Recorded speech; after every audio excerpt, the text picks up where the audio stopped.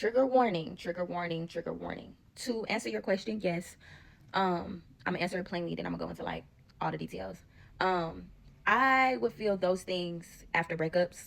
When I was younger, I started dating very young. That's why I asked you like what your age was. Because eventually like I grew out of it. And I don't even know if that's something that you grow out of. I don't know if that's like the correct terminology, but after a while, just after realizing like, okay, whatever I'm going through, like I'm gonna survive it.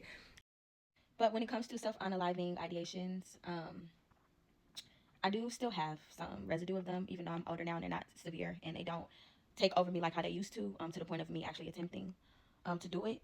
Um, I still have them, but because I've grown through a lot of pain and I've seen that, there's always so much greatness on the other side of that pain, um, I don't let it get to me, even if I'm going through a moment of like where I'm feeling unworthy and undeserving and just unloved and empty. I quickly just shut it down in my brain because I'm like, look at all of the things that you've gone through and you're still here. Like you're still here and like you're enjoying life and good things have happened for you. Um, so I try to do that. And like another thing, like I'm back into journaling. Um, and I was actually saying this under one of my posts in the comment section. I was telling somebody that like back in the day I used to be scared to like really freely journal because I felt like somebody was watching me. And now it's like I put all of my difficult feelings, I put that shit in that journal, and I'll start it with gratitude and affirmation. So like I'm constantly affirming myself and I'm constantly in a state of gratitude for the things that are going good in my life. So many things that we just like take for granted, like our eyesight, our limbs, being able to cook, being able to learn, just so many things, just being able to do better, have a chance every single day to reinvent ourselves and be a better person, and move closer to our higher selves. Those are the things that I try to focus on when it comes to me feeling like that residue of self unaliving ideations. And another thing I try to do, because my self unaliving ideations come from feelings of unworthiness, and I try to fill that void with things that will never leave me, like like art, creation, um, things that make me feel, you know, like whole on the inside, and just not give my power away to other people because I have in the past. And yes, I hope that answered your question. I'm sorry if it didn't. If you have any more questions, like answer, ask, and I. But now I will go into everything. When I was younger, I started to put my eggs all into one basket very young, very early, like elementary school, as far as like relationships go. And I'm really making this video for like parents and for people who have commitment issues. Because parents, you really have a choice right now. Like if your kids are young enough, like you can turn shit around. And people who have commitment issues, you can get a handle on that shit, girl, if you admit it to yourself and get your shit together. But yes, at a young age, I started putting my eggs all into one basket. I feel like my parents talked to me about sex. They had me in activities. Like, I feel like I was living a double life. So on the outside, like I was cool, but on the inside, emotionally, I was very alone and I was really figuring shit out on my own when it came to emotions. And just my emotional state, my emotional being. Um, so I started to look for that outside of myself, and that was in relationships. And it was just very young. I was never really taught how to date. I just I figured all that shit out by myself. And as I got older, I think I learned very early, subconsciously, that relationships were connected to loss, and each loss felt like a death, and it just felt like very deep grief, and also just the void just got bigger, bigger, bigger, bigger, bigger. So emotionally, I was on autopilot, and it was like I had to fill that void um, as much as I could, and I had to make sure that nothing can get in the way of me feeling full, and me feeling that void. So I fill that void with people, not even just in relationships, just with friends too. Like I would love when I would spend a lot of time with my friends and like I was part of their families, quote unquote. But there was still always like an outsider feel to it because at the end of the day, bitch, I'm not part of your family. So I'm gonna always feel a sense of outsiderness, right?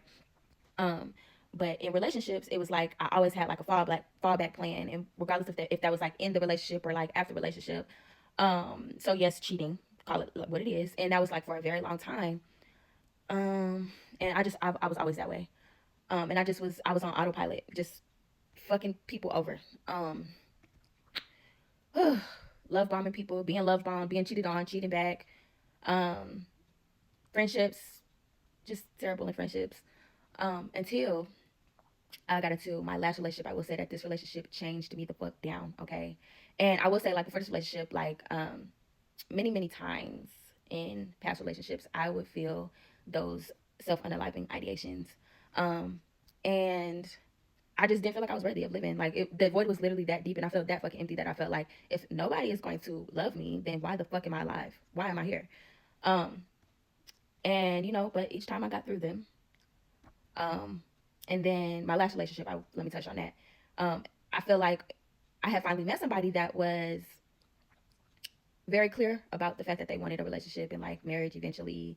And, it was cool. It was like, I was like, okay, like this is something that I've always wanted. Like I want to explore this. I want to do this. So like after 2 months, I moved in. Then like during Christmas, this relationship literally lasted all of 10 months. But during Christmas, we had just finished buying each other our Christmas gifts, right? And we were sitting on the couch, and she looked over and was like, I was gonna get you blah blah blah blah for Christmas, but it was, I had already bought all your presents, and yeah, so I was like, what is that? Like, what is it that you was gonna buy me? And she was like, a podcast set, and I was like, and I lied to y'all, I literally sobbed for like 20 minutes. And all I could say was like, oh my gosh, like you really love me, right? But in my mind, I was like, bitch, you got to run because you done bit off more than you could chew. You done wrote a check that you cannot cash because you cannot match this level of devotion. You have not even given this to yourself.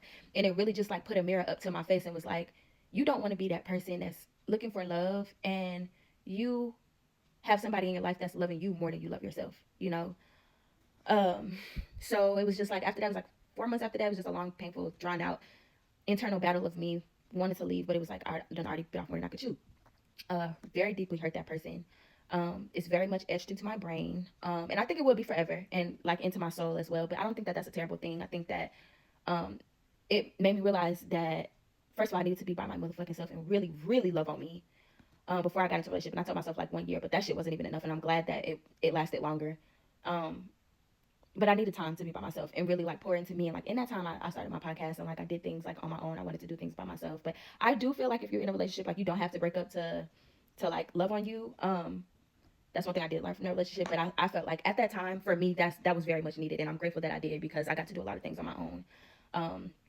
And I will say that straightened me right the fuck on up. I know that I never ever in my life would want to make somebody feel that way ever again. Um, and I know that I don't want to feel that way because I know what it feels like to be hurt. Um, but I was just driven by like a deep fear of being abandoned, and I still have those abandonment wounds, yeah. But I'm learning to breathe and think before I act, and I don't do it all the time. But as far as cheating, I do. But just me like allowing my thoughts to get the best of me, like I do breathe, bitch. Okay, like I'm trying to breathe more. Um, and stuff like that. But I will say for self-unaliving ideations, I think that stopping and like waking up and journaling about what you're grateful for and affirming yourself every single day until you like really brainwash yourself and believe that shit is something that will help you. I don't know how to cope with ideations because that's something that I really just had to like go through and grow through. But I think that this far in my life, I have accepted that I've made mistakes and I got through them.